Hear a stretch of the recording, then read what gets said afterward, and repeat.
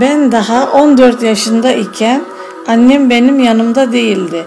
O Almanya'da çalışırken ben de babam ve kardeşlerim ile Antakya'da yaşamama devam ediyordum. Babamın hastalığı gittikçe kötüleşiyordu. O benim artık ona kardeşlerime bakacak gücüm kalmamıştı.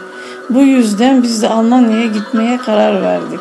Çok çabuk kendime bir iş buldum ve Almancayı öğrendim. Çünkü lisan bilmeden burada işimde başarılı olamazdım. Uzun sürmedi, babamızı kaybettik ve herkesin kendine göre bir düzen kurması gerekiyordu. İlk sıra benimdi. Düşünsenize 16 yaşında bir Türk kızı Avrupa gibi bir yerde dil bilmeden Almanya'da tek başına savaşmam gerekiyordu. Çok zorlandım. Çünkü burada uyum sağlamak hiç de kolay değildi. Diliyordum ki ileride çocuklarım benim gibi zorluk çekmesinler. Ve bugün 3 çocuğumdan birisi de her şeyi değiştirmeyi hedef aldı.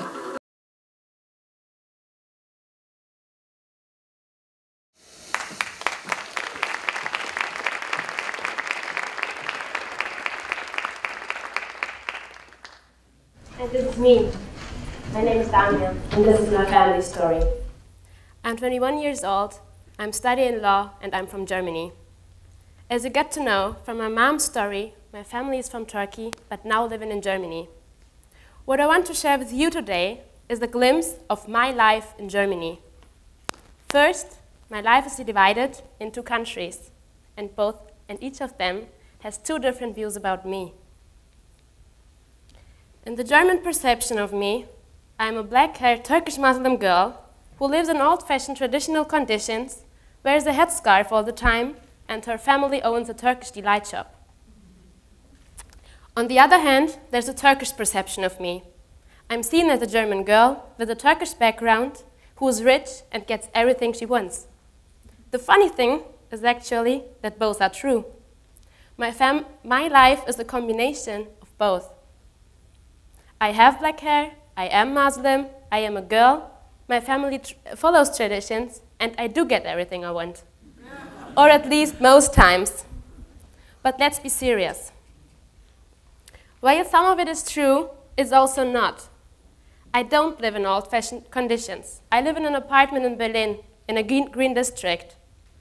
Yes, I follow our traditions, but I don't wear a headscarf. I mix my cultural traditions with the Western life of Germany. And while my parents enjoy Turkish delight, they don't own a shop. But let me tell you a story. Until I was 16, I never even thought about who am I or where I'm from. But one day, something happened. Maybe coincidence, maybe fate, I just don't know, but it changed my life. One day, my teacher came in our class. I remember the day because it was my birthday. He came up to me and asked, "How old did you become?" And I said, 16, and I was very happy. And then came the question that really defined my life. He asked me, "Are you now going back to your homeland?" And I thought, what does he mean?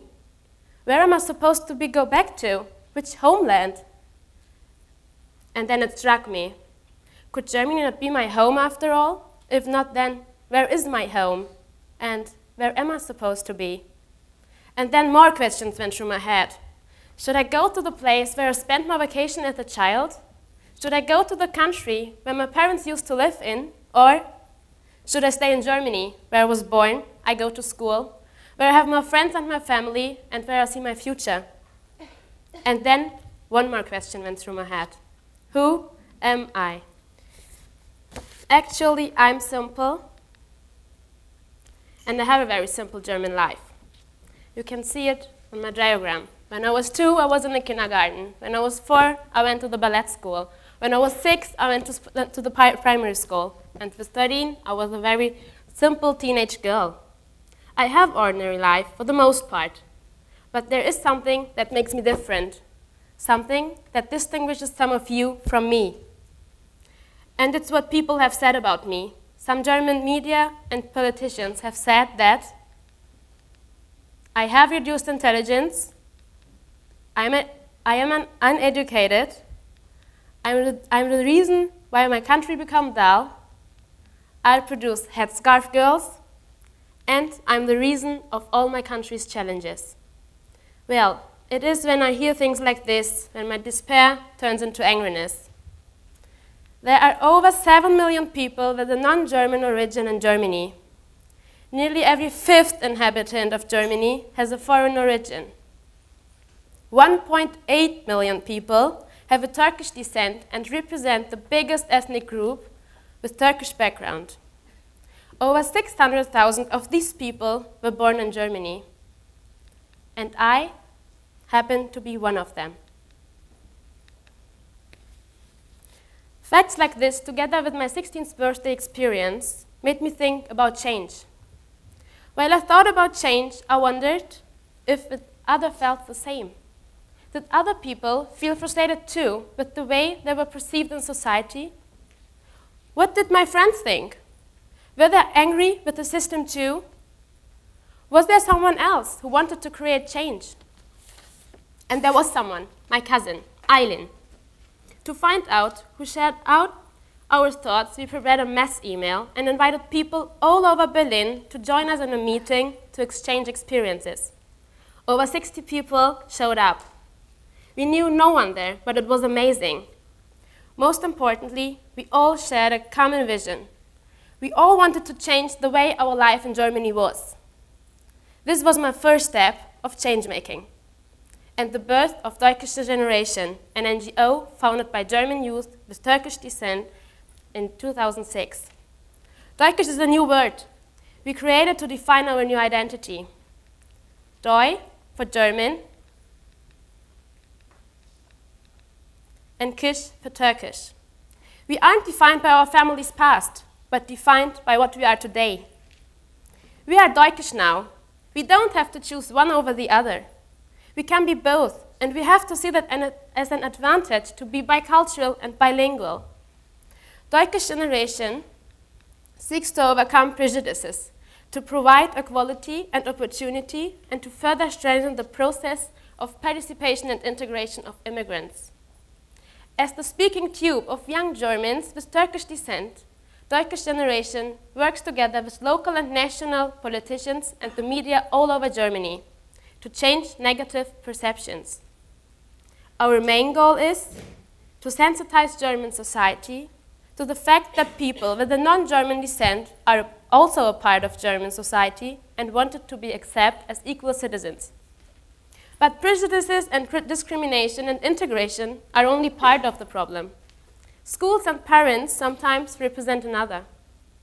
Through our programming, we try to work with both. One day, I met Elif.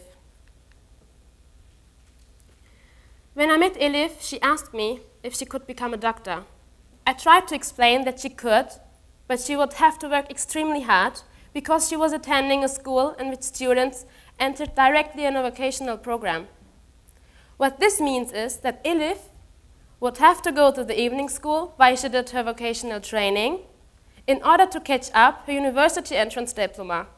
All this sounded great to Elif, but two barriers remained: her teachers and her parents. Teachers are usually not prepared to the challenges that immigrant children face, and many times are not aware that their students are facing language barriers, cultural barriers, and so on. Parents love their children, but many times they don't understand that they too need to play a role in supporting their children and integrating to Germany and the society. They need to understand and learn to respect that there is a generation and cultural gap between them and their children. Elif parents aren't well informed on how the education system in Germany works. The dream for Elif is to find a good husband after school and build her own family. They don't understand that Elif has a different dream. By visiting secondary schools in special districts of Berlin with a high rate of migrants, we are able to work with both students and teachers. We run workshops with students and give them the opportunity to share their stories, define their perspectives, and find their potentials for a great future. In meetings with teachers, we sensitize them how to work with students with different backgrounds. Furthermore, we invite parents to school activities and meetings to inform them about the school system of Germany. We asked them to be involved in our system to support the children. So we get all three stakeholders, teachers, parents, and children together for a better future with education. Whether or not Elif becomes a doctor doesn't matter anymore. What matters is that Elif's family understands the importance of her dream and that her teachers respect and help her to achieve that dream. Today, we have more than 50 members and various initiatives happening both locally and nationally. Stories like Elif's are what motivate my work and my dream to have a simple and respectful life in Germany. But every now and then, I'm reminded of all challenges that still remain. Now let me one more story share with you. Not a long time ago, there was a soccer match. Maybe you've seen it. It was during the European Championship qualification. Germany against Turkey. That match was in Berlin, my home. The German team included a guy who was called Mesut. Mesut shares my background. So the match began, and all fans were happy, including me. I wore a Turkish tricot with a red cap and a Turkish flag. So you can see, my wardrobe was definitely in favor of the Turkish team. But a part of me was also rooting for the German team. I know that sounds like a contradiction, but it makes sense to me. As the game went on, I noticed something. Every time Mesut had the ball, the Turkish side yelled, "Boo! Boo!" I was shocked. I couldn't believe it. At the end of the day, the German team won. Mesut scored the final goal. And I was the only one applauding. That made me really sad. Shouldn't music, sports, and culture be things which bring people together, not divide them? Why was Mesut's background so important? In fact, Mesut was born in Germany and he speaks fluent German. It just happens. He also speaks Turkish and his family originates from Turkey. The way I saw it, both teams should have been cheering in favor of him. People have to learn to be tolerant and open-minded. They have to learn from each other. They have to get to know each other's culture and the difference of lifestyles. And they have to accept and respect our differences. I was able to find the way to define me. I am Turkish and I am a part of Germany. I advise to everyone to think about where I want to be and find their own way of change-making. If you have ever seen or lived a problem, find a solution and change it. That's the way to become a change maker. This was my story, and it will go on. Now it's time for you to write your own story. What I really want to say is, everyone can be a change maker. Thank you.